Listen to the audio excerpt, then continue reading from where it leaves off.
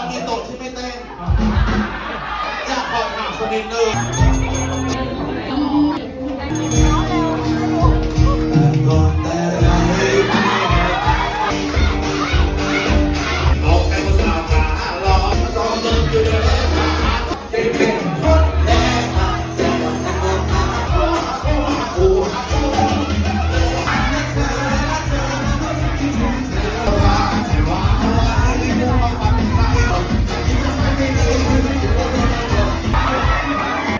จริงๆแล้วตอนที่เพื่อนเต้นเชียร์ลีดเดอร์อะครับ